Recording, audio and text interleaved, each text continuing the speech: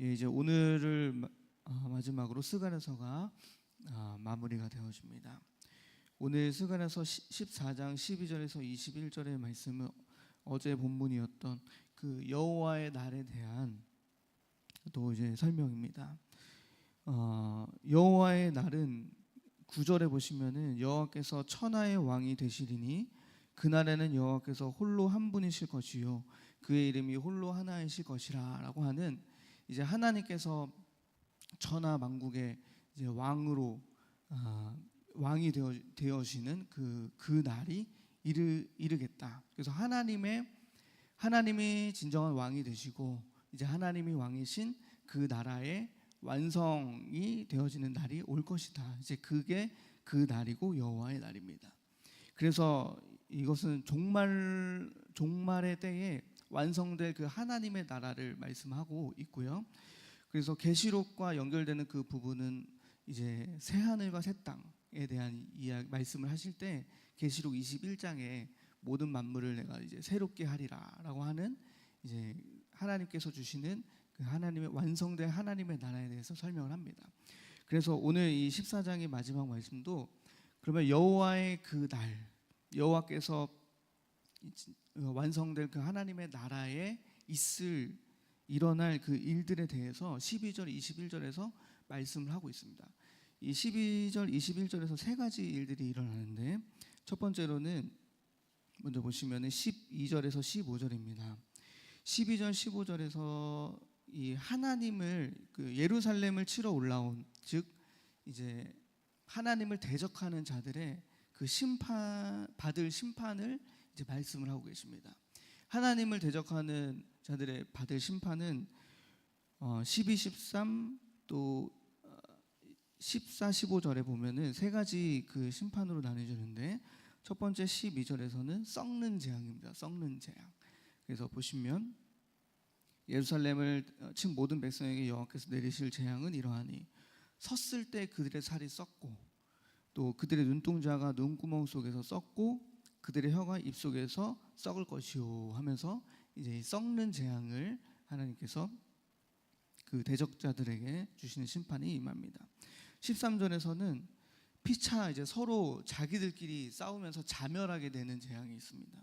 보시면 13절에 그날에 여호와께서 그들을 크게 요란하게 하시리니 피차 손으로 붙잡으며 피차 손을 들어 칠 것이며 서로가 서로에게 그 대적을 하고 싸우고 또 서로 아군인지 적군인지 알아보지 못할 정도의 어떤 그런 자멸하게 되는 그 재앙이 임하게 됩니다. 그래서 대적들이 스스로 자멸을 하게 된다 이겁니다. 그 다음에 14절 15절 유다도 예루살렘에 싸우리니 이때 사방에 있는 이방 나라들의 보화 곧 금은과 을복이 심히 많이 모여질 것이요 또 말과 노새와 낙타와 나귀와 그 진에 있는 모든 가축에게 미칠 재앙도 그 재앙과 같으니라. 그 대적자들이 가지고 있었던 여러 가지 뭐 재물이라든지 그들이 가지고 있었던 가축들 이 모든 것들이 자기들이 가지고 있었던 환경적인 모든 것들이 다 멸하게 되어지는 그 재물이 있으면 예루살렘으로 그 재물들이 모여질 것이고 짐승들은 사람과 똑같이 그런 재앙을 받을 것이다. 썩어질 재앙이나 또 스스로 자멸하게 되는 재앙. 그래서 결국에는 다 모조리 대적들의 환경들도 망하게 되는 그런 재앙의 역사가 일어나게 된다는 것입니다. 그래서 12절 15절에서는 이렇게 하나님을 대적하는 예루살렘을 치러 올라오는 그 대적자들에 대한 심판에 대한 내용이 있고 그것이 이제 그날에 여호와의 날에 일어날 일이다라고 말씀을 하십니다. 또 한 가지는 16절 19절에서는 이렇게 예루살렘을 치러 왔던 그 이방 나라들 대적자들에게 있어서 그 남은 자들이 있습니다. 그들에게 그 이방 나라들 중에 남은 자 이들은 이제 어떤 재앙을 피하고 남아있던 그 자들이 해마다 올라와서 여호와 하나님을 경배하게 되는 예배하게 되는 일이 일어나게 될 것이다. 그래서 그 16절에 보시면은 남은 자가 이방 나라들 중에 남은 자가 해마다 올라와서 그 왕 만군의 여호와께 경배하며 여기서 말하는 절기를 하나 딱 지명합니다. 초막절을 지킬 것이다라고 이렇게 말씀합니다. 그 이방 나라들 중에 이 재앙을 당하고 남은 자들, 살아남은 자들은 하나님께 그 해마다 올라와서 왕이신 하나님을 예배할 텐데 그 예배하는 절기가 이제 초막절을 지키게 될 것이다라고 말합니다. 자, 그럼 여기서 이제 초막절이 무엇인지를 봐야 됩니다. 초막절은 장막절이라고도 하고 수장절이라고도 하는데 수장이라는 뜻은 무엇이냐면 열매를 거두어서 곡간에 저장한다라는 그 자체의 의미가 있습니다. 그래서 이 시기에는 이 초막절을 지낼 시기는 모든 농작물을 이제 수확이 이제 끝난 때고, 이 수장절에서는 모든 추수가 끝날 때에서 하나님께 대한 기쁨과 감사를 영광을 올려드리는 절기입니다. 그리고 그와 동시에 이스라엘 백성들에게는 40년 동안의 그 광야 생활 가운데서 하나님께서 인도하시고 그 광야 생활을 기억하면서 하나님께서 인도하시고 보호하셨던, 그리고 그 은혜를 기억하고 기념하는 그 절기가 바로 초막절입니다. 장막절, 수장절이라고도 하는. 그래서 이 수장절에서는 백성들이 초막을 짓습니다. 광야 생활 가운데서 이스라엘 백성들이 장막을 이렇게 짓고 생활을 했었잖아요. 그거와 같이 이 초막절에는 이스라엘 백성들이 장막을 짓고 일주일 동안 거기에서 생활을 하면서 거하면서 출애굽 당시 그 출애굽 후에 그 광야 생활에 대한 하나님께 받은 은혜를 기억하고 기념하는 절기입니다. 여기서 알 수 있듯이 열매도 거두게 하신 것에 대한 감사, 그리고 광야 생활 가운데서도 하나님께서 인도하시고 보호하셨던 그 은혜를 기억하면 절기.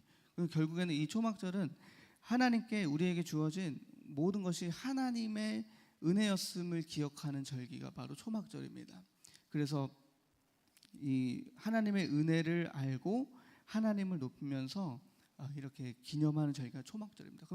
오늘 여기 16절에서 예루살렘을 치러 왔던 그 이방 민족들의 남은 자가 해마다 초막절을 하나님 앞에 지킬 것이다 라고 하는 것은 무엇이냐면, 그들이 하나님이 진정한 왕이시고 이 세계를 역사를 이끌어 오신 정말 그 은혜의 하나님이심을 기억하면서 기념하는 그런 예배를 드리고 그것을 알게 되어지는 그것을 말씀을 합니다. 그래서 이방 민족들이 모두 다 이제 그 재앙을 통해 하나님을 진정한 왕이시고 우리가 그동안 하나님께 받았던 이런 은혜들을 알고 기억하고 믿게 되어지면서 예배하게 되어지는, 그래서 다시 말하면 이방 민족들이 모두 다 하나님을 만나게 되고 믿게 되어지는 그 역사가 일어날 것이다라는 그 말씀을 합니다. 그런데 중요한 것은 17절에 이렇게 말씀합니다. 땅에 있는 족속들 중에 그 왕 만군의 여호와께 경배하러 예루살렘에 올라오지 아니하는 자들. 여기에서도 이제 하나님께 이렇게 재앙을 알고서도 재앙과 또 이런 재앙을 통하여서도 하나님의 은혜를 알지 못하고 예배하러 오지 못하는 그들에게는 하나님께서 비를 내리지 아니하실 것이다라고 말씀을 합니다. 비는 그 누구나 받는 은혜입니다. 하나님의 은혜. 하나님을 믿던 믿지 않던 우리가 일반 은총이라고 합니다. 일반 은총으로 우리가 해를 보게 될 수 있고, 태양의 열로 인해서 이 지구가 이렇게 여러 가지 광합성도 하고 또 곡식도 맺고 또 계절이 바뀌고 그리고 또 비도 오고, 이제 이런 것들을 우리가 모두가 하나님을 믿지 않지만 일반적으로 우리 모두에게, 인간에게, 인류에게 주어지는 하나님의 은총, 그것이 이제 일반 은총이라고 하는데, 비라는 것은 어떻게 보면은 이 일반 은총인데, 여기서 보시면은 하나님께서 그 예배하러 오지 않는 자들에게 특별하게 이 일반적 은총까지도 하나님이 제약을 하실 수 있다는 겁니다. 그냥 당연하게 우리가 받을 수 있는 이 삶에 대한 특권, 하나님께 받았던 특권. 근데 이것이 제약이 걸릴 때는 어떤 일이 벌어질까요? 우리 인생에서 우리 인간의 힘으로 해결할 수 없는 여러 가지 문제들을 만나게 됩니다. 그 문제들을 만날 때 그 문제를 통해서 오히려 도리어 하나님을 만나게 됩니다. 우리는. 그래서 내 힘으로 할 수 없는 여러 가지 문제들, 가정의 문제들, 그리고 일반적으로 여러 가지 정신적 문제와 질병의 문제, 이제 이런 은혜들이 우리에게 있는데, 일반적으로 인간이 누릴 수 있는 은혜인데, 그러나 하나님을 기억하지 않고 하나님의 은혜를 모르는 자들에게는 이런 일반적인 우리가 누릴 수 있는 특권마저도 하나님이 제동을 걸으실 수 있다. 그럼 그 문제를 통해서 하나님은 무엇을 원하실까요? 나를 만나러 와라. 하나님을 믿고 하나님 사랑하고 나를 경배하라. 나의 은혜를 기억해라. 이렇게 하나님께 돌아오기를 원하시는 하나님이심을 우리가 기억해야 됩니다. 그래서 우리는 늘 기억해야 할 것은 이렇게 하나님께서 하나님을 예배하는 자들에게 이렇게 하나님이 은혜를 주시고, 또 이 예배를 또 하나님 앞에 이 은혜를 기억하지 못하면 일반적으로 우리의 모든 삶에 여러 가지 문제들이 올 수 있구나. 근데 하나님께서 이렇게 비를 내리지 아니하겠다. 그 하나님의 그것마저도 하나님의 주권 속에 있음을 우리가 기억할 필요가 있습니다. 그래서 18절에 애굽 족속을 예로 듭니다. 하나님께서 만일 애굽 족속이 올라오지 아니할 때에는 비 내림이 있지 아니하리니 여호와께서 초막절을 지키러 올라오지 아니하는 이방 나라들의 사람을 치시는 재앙을 그에게 내리실 것이라. 여기서 말씀하시죠. 애굽 족속은 하나님을 대적하고 믿지 않는 모든 자들의 대표자입니다. 애굽은 항상 이스라엘 백성들을 괴롭혔고, 애굽은 그 믿는 자들의 가시입니다. 그런 가시와 같은 역할을 했던 자들인데, 그들이 하나님을 믿고 하나님 앞에 예배하러 올라오면은 그들에게도 비 내림에 대한 은혜가 있을 텐데, 올라오지 아니할 때는 오늘 여호와께서 이방 나라들의 사람을 치시는 그 재앙을 똑같이 그들에게 임하게 할 것이다. 결국은 여호와께 돌아오지 않으면, 그 하나님을 믿는 신앙을 돌이키지 않으면 여러 가지 이런 재앙들이 임하게 될 수 있다라는 것을 하나님께서 말씀을 합니다. 그 계시록에서도 이제 계속 하나님께서 재앙을 주시고, 일곱 대접, 일곱 나팔, 일곱 인, 이런 재앙들을 통해서 결국 하나님이 원하셨던 것은 무엇일까요?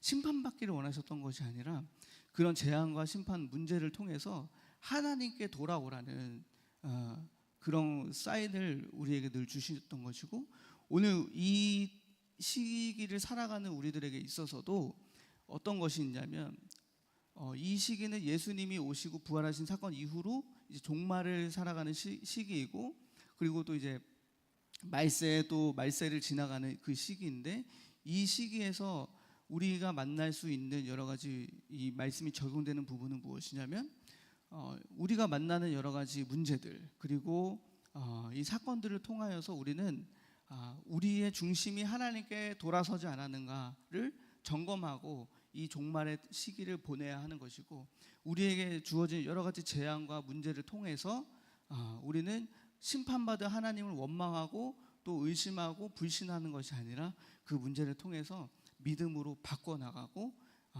하나님을 더 바라보고 그 문제를 통해서 하나님을 더 깊이 만나야 되는 그 종말의 신앙의 모습들을 우리가 가져야 된다는 것입니다.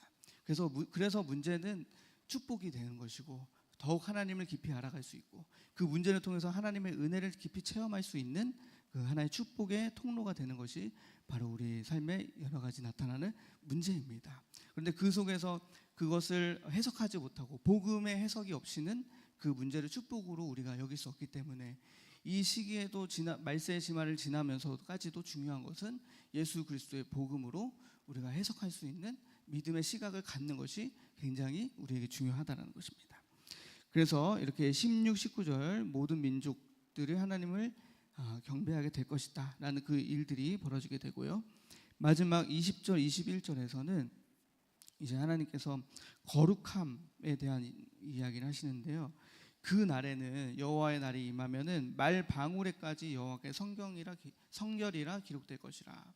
여호와께 성결이라는 그 구절을 쉬운 성경 번역으로 좀 보면은 어떻게 나왔냐면, 주께 바쳐진 것, 이렇게 표현을 합니다. 주께 바쳐진 것. 그러니까 곧 말 방울에까지 주님께 바쳐졌다라는 의미. 그리고 여기 보시면은 여호와의 전에 있는 모든 소치 제단 앞 주발과 다름이 없을 것이니 21절 예루살렘과 유다의 모든 소치 만군의 여호와의 성물이 될 것인지 이렇게 말씀했습니다. 우리가 일반적으로 쓰는 솥 그리고 어떤 그릇 이런 것들이 하나님의 사역에 쓰임 받는 성물이 될 것이다. 그리고 그 제단 앞에 있는 주발, 제단 앞 주발이라는 의미는 무엇이냐면 정결 예식에 쓰여지는 그 뿌림을 하는 어떤 그 놓여지는 그 그릇입니다. 그러니까 한마디로 성물이라는 것입니다. 그래서 근데 그 성물이 우리 모든 일상 속에 그냥 쓰여지는 솥, 그릇 여기까지도 하나님께 바쳐진 성물이 될 것이다. 이 말은 모든 우리의 일상에서 아주 작은 것들, 작은 일들, 작은 모든 것들 속에서도 하나님의 거룩함이 임하게 될 것이다. 그날에. 그래서 그 말은 곧 우리는 정결하게 되어지고 거룩하게 되어지고 모든 악과 부정은 떠나게 될 것이다라는 의미로서 21절에 보시면은 만군의 그날에는 마지막 21절 마지막에 보면 그날에는 만군의 여호와의 전에 가나안 사람이 다시 있지 아니하리라라고 하는 가나안 사람은 하나님을 대적하는 어떤 악과 불신의 대표입니다. 그래서 이 모든 것들이 그날에는 다 떠나게 될 것이다. 예, 그 계시록에서도 보면은 계시록 14장에 하나님께서 어떤 그 악들을 무적행의 하나에 모아두잖아요. 그래서 구별을 하시잖아요. 그날에 완성될 그날에는 악이라는 그 존재 자체를 하나의 더러운 영이 거할 처소로 구별을 하시고 이렇게 분리하는 것과 같이 오늘 21절에서도 그날에 완성될 하나님의 나라에서는 모든 악은 떠나가게 될 것이다. 그리고 모든 것들이 다 거룩하게 임하게 될 것이다. 이런 말씀을 하나님께서 하십니다.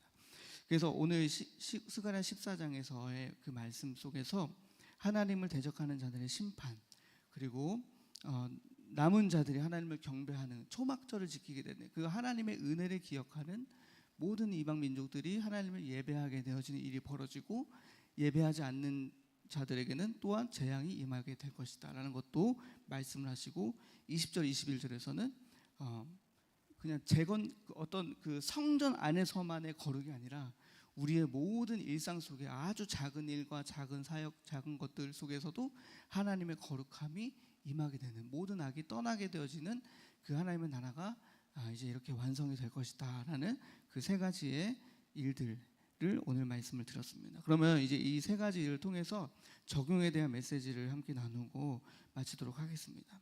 자, 이제 적용에 대한 것은 무엇이냐면 이제 여호와의 날은 앞으로 완성될 하나님의 나라입니다. 그런데 이 완성된 하나님의 나라를 우리가 이 땅 지금 이 시기에 살면서 사실 언제 그 날이 오게 될지를 모르잖아요. 그래서 우리는 믿음으로 항상 준비하고 깨어서 그 하나님께서 예수님께서 말씀하셨던 그 열처녀 비유, 기름 물동이를 든 열처녀 비유처럼 우리는 항상 준비하면서 이 도래할 그 날을 기대하는 마음으로 우리가 살아가야 되는데 그런데 여기에서 우리가 회복해야 될 것이 있다라는 것입니다. 이 여호와의 완성될 그 날을 하나님은 그 완성될 하나님의 나라를 향해서 쭉 가시는데 우리는 그 키와 방향이 다름이 있을 수 있다는 것입니다. 예. 그것은 어떤 의미냐면 하나님의 뜻과 계획과 방향에 맞춰서 우리는 그 날을 소망하면서 가야 되는데 우리는 우리의 의와 나의 어떤 하나님의 뜻과 완성된 하나님의 나라를 기대하는 마음으로 우리가 살아가는 신앙보다는 도리어 내가 잘 되고 또 나의 성공과 또 나의 의와 이런 것들을 세워가기 위한 전혀 다른 방향의 두 가지 키를 가지고 신앙생활을 하게 될 수 있는데 이 키를 오늘 다시 하나님의 나라로 먼저 그의 나라와 그의 영광으로 맞추어서 회복되어지는 역사가 있기를 소망합니다. 그래서 오늘 이 말씀을 통해 이 세 가지 일을 통해서 우리가 회복할 세 가지 키는 이것입니다. 첫 번째는 무엇이냐면 먼저 하나님을 대적하는 자들의 심판에 대한 부분이 우리가 어떤 것을 회복해야 되는 것인가라고 할 때 우리는 항상 겸손함을 회복해야 된다라는 것입니다. 하나님을 대적하는 자들이 그들이 가진 이 부와 힘과 명예와 이제 이런 것들로 하나님을 대적하고 그 민족들을 막 괴롭히고 그 예루살렘 성을 치러 올라오고 그들의 힘을 믿었잖아요. 그런데 우리도 이렇게 우리 안에 있는 이런 교만함, 나 자신을 세워가고 나 자신의 힘을 자꾸 세워가는 어떤 이런 교만함 속에서 이것을 우리가 이 방향을 바꿔서 오직 겸손함으로 중심을 회복해야 되는 저와 여러분 되시길 소망합니다. 그래서 우리는 항시 교만함을 버려야 하고, 이 교만함을 버린다는 것은 곧 하나님을 의지하는 것인데, 하나님을 의지하는 삶 자체가 바로 겸손한 것입니다.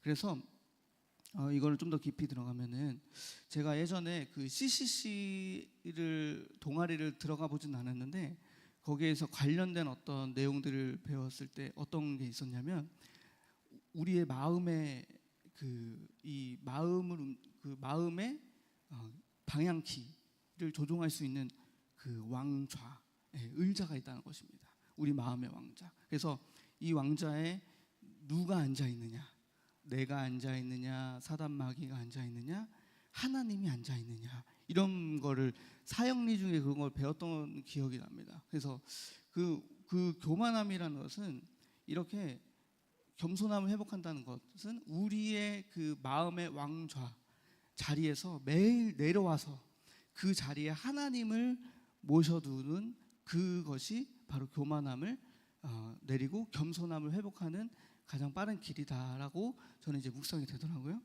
그래서 우리의 왕좌에 우리가 지금 누가 앉아 있는가? 내가 앉아 있나? 혹은 뭐 사탄 마귀가 앉아서 나를 조종하고 있나? 아니면 혹은 싸우고 있나? 내가 앉을 것입니다.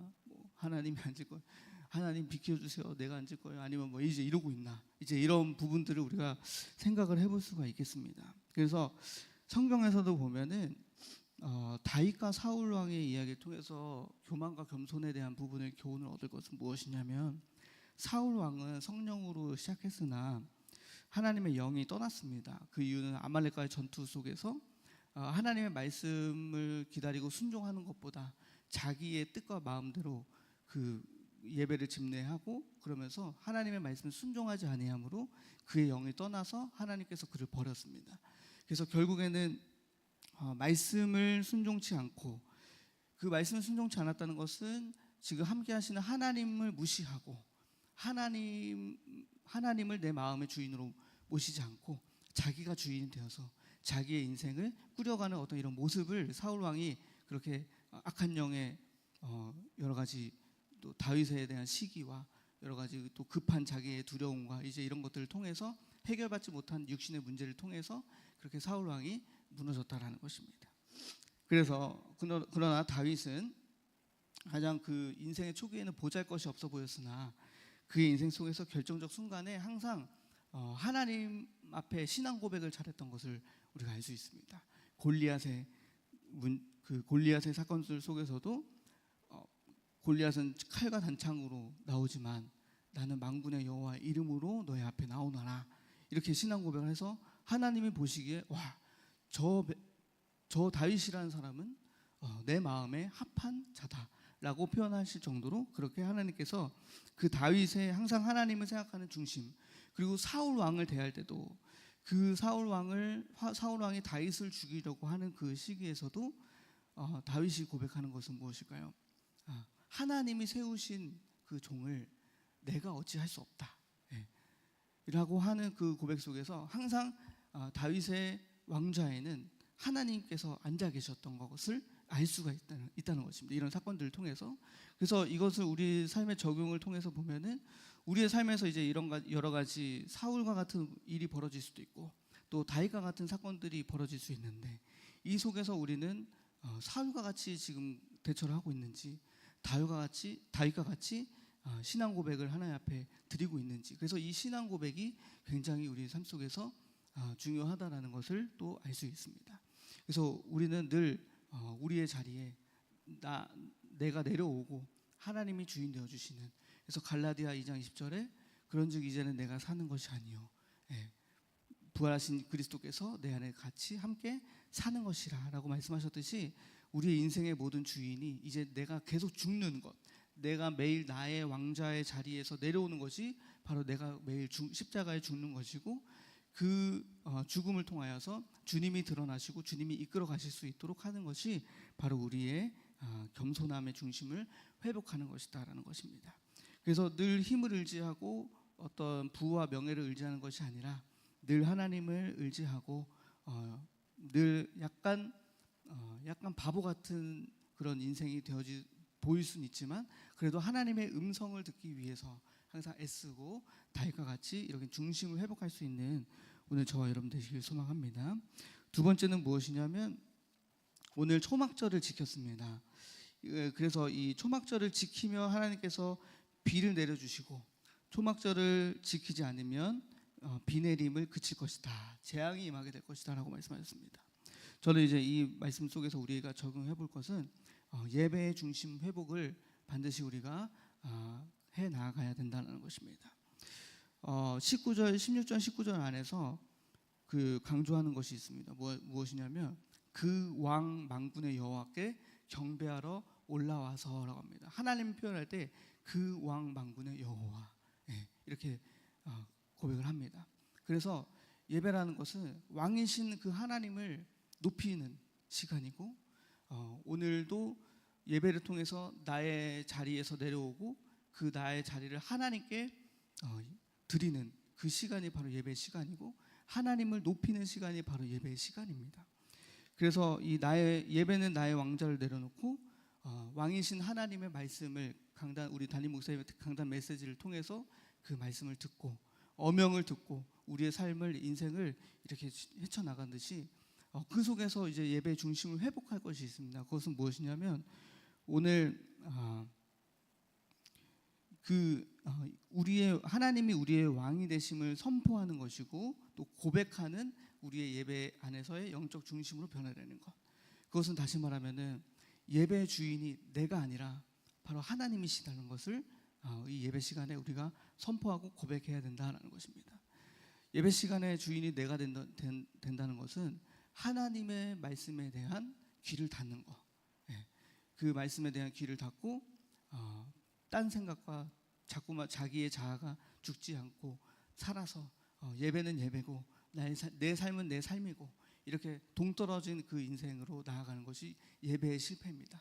예배의 성공은 우리가 삶의 연약함과 실수로 인해서 실패하고 어려웠어도 그 속에서 우리의 삶 왕이신 하나님께서 왕이신 하나님을 고백하고 우리의 삶 속에서 나의 왕자를 내려놓고 하나님의 주권을 드려지는 이 주권의 체인지 역사가 일어나는 시간이 바로 예배 시간이고 이 속에서 주어지는 하나님의 영적 생명력과 공급을 받아서 나머지 6일의 이 삶을 승리해 갈 수 있는 생명을 얻는 것이 바로 예배의 승리입니다. 오늘 저와 여러분들에게 오늘 이 중심이 회복되어져서 하나님이 이 예배에 대한 그 약속하신 축복, 비가 내릴 것이다, 비를 내려주실 것이다. 이 축복이 오늘 저와 여러분들에게 있길 소망합니다. 저는 이 비 내림에 대한 것은 무엇이냐면 비는 하늘에서 이렇게 비가 내리잖아요. 그래서 내가 어찌할 수 없는, 그죠? 그래서 이 비 내림은 하나님께서 우리에게 주시는 은혜입니다. 은혜의 비입니다. 근데 이 은혜의 비는 하나님께서 주시는 영적인 은혜고 축복입니다. 그래서 이 비를 맞을 때 이렇게 우리의 마음이 좀 촉촉해지고 적셔지고 메마른 땅이 적셔져 가지고 열매를 심기에도 좋은 땅이 되고 무른 땅이 되고 하듯이 이 비 내림을 경험하지 못하면은 우리의 마음이 강팍하고 갈라지고 계속해서 이런 것들을 경험하게 됩니다. 그래서 하나님의 말씀을 해도 들려지지 않고 튕겨나가고 심겨지지 않고, 그래서 마태복음의 4가지 땅의 비유를 통해서 말씀하신 것 같이 이 비 내림의 축복은 예배의 승리자들에게 주어지는 어떤 그 하나님의 정말 놀라운 은혜라고 저는 믿습니다. 그래서 저는 예배 시간 속에서 정말 이런 경험들을 많이 합니다. 내 삶에 많은 문제와 어려움들이 있을 때 예배의 강단 메시지를 통해서 비 내림의 축복을 받는 거예요. 그동안의 삶에서 막 해석되지 않고 어려웠던 그런 부분들 때문에 마음이 약간 강팍해지고 어려워질 수 있잖아요. 문제들 때문에. 근데 예배를 드리고 나면 그 말씀이 들려오고 하나님이 주시는 그 비 내림의 축복으로 인해서 우리의 마음이 기경된다는 것입니다. 계속해서 촉촉해지고 하나님의 말씀이 심겨지기 좋은 내 마음의 땅의 상태로 영적인 축복이 임하셔서 정말 그 흡수할 수 있는 그 비 내림을 흡수할 수 있는 그것들을 경험하는 시간이 바로 이 예배의 시간입니다. 그래서 예배를 승리할 수 있는 저와 여러분 되시기를 간절히 소망합니다. 이 예배라는 통로를 통해서 하나님께서는 우리에게 말씀으로 또 기도로 은혜를 내려주시고요. 예배를 드리는데 이 비 내림을 받지 못해서 은혜를 받지 못해서 심령이 메마른 성도가 바로 종교인입니다. 종교인은 나의 왕자를 내려오지 못하기 때문에 이 은혜를 받지 못합니다. 그래서 이러한 예배의 승리가 곧 믿지 않는 많은 영혼들에게 진정한 왕은 오직 하나님이심을 나타내고 우리의 그 심령의 변화와 삶의 변화를 통해서 하나님께서는 이 세상의 많은 영혼들을 주께로 돌아오게 하실 것이라는 것입니다. 그 시작이 바로 예배의 중심의 회복이고 오늘도 이 예배에 부어지는 하나님의 그 축복을 받는 저와 여러분 되시길 소망합니다. 마지막은 시간이 이제 다 해서 마지막은 짧게 보시면은 삶의 그 거룩함의 회복입니다. 일상의 모든 악들이 떠나고 하나님이 그 거룩을 구별하셨잖아요. 그런 것 같이 우리의 모든 삶에서도 여러 가지 그 일상 속에서 아주 작은 일이라도 우리가 거룩함을 회복해 가고 그 로마서 12장 1절 2절에 나의 몸을 거룩한 산 제사로 드려라. 이것이 너희가 드릴 영적 예배니라라고 말씀하십니다. 그러면 이제 우리가 드려질 많은 영적 그 삶에서의 모습들은 먼저 그 하나님이 기뻐하시는 자리에 있어야 되고요. 이 세상을 본받는 것이 아니라 하나님이 오직 기뻐하시고 선하시고 온전하신 뜻이 무엇인지 분별해가는 삶이 바로 이 거룩한 삶으로 나의 몸을 산 제사로 드려지는 영적 예배를 드리는 삶입니다. 그래서 가장 첫 번째 중요한 삶은 길을 벗어나지 않는 것, 재앙의 길에 서지 않는 것, 시편 1편의 말씀과 같이 복 있는 길에 서는 것이 바로 영적 예배의 우리의 삶의 축복입니다. 그래서 이 거룩함을 회복하는 중심이 저와 여러분들에게 성취되어져서 오늘 마지막 때를 살아갈 때에 이 세 가지의 중심들을 우리 키를 회복하고 하나님과의 그 방향을 잘 맞춰가는 저와 여러분 되시기를 간절히 소망합니다. 기도하겠습니다. 하나님 감사합니다. 스가랴서를 통하여서 종말에 대한 지혜를 주셔서 어떻게 살아가야 할지를 깨닫게 해주시니 또한 감사합니다. 아버지 하나님께서는 정말 이 세상의 모든 역사 속에서 예수 그리스도를 세워주시고 이 그리스도를 바라보며 살아갈 수 있도록 해주시니 또한 감사드리오니 아버지 하나님 이 마지막 때를 살아가는 우리에게 하나님과의 뜻과 계획을 맞춰갈 수 있는 방향성을 주시고 중심을 회복하게 하여 주시옵소서. 감사드리며 사랑이 많으신 예수 그리스도의 이름으로 기도드립니다. 아멘. 예, 감사합니다. 오늘로서 스가랴서가 또 끝났죠. 이제 또 다음 월요일부터 새로운 말씀을 고대하면서 또 여러분 승리하시고 오늘도 여러분이 건강 관리 잘하도록 운동도 하시고 또 마음을 평안하게 하고 오늘 새벽 기도 때는 힘을 얻고 그리고 우리가 해야 될 많은 것들을 돌아보면서 이제 지혜를 얻고 어떻게 해야 할지 그런 것들을 기도 제목에 올려놓고 하나님이 뜻을 찾고 또 어떤 일을 어떻게 처리할까라고 하는 것들 있고 또 여러분이 걱정되고 염려된 것들은 하나님께 기도해서 맡기고 또 여러 마음을 다스리고 또 영적 힘을 스스로 영적인 힘을 얻는 시간 이것이 바로 기도의 시간입니다. 오늘도 기도에 승리하시는 여러분 되기를 바랍니다.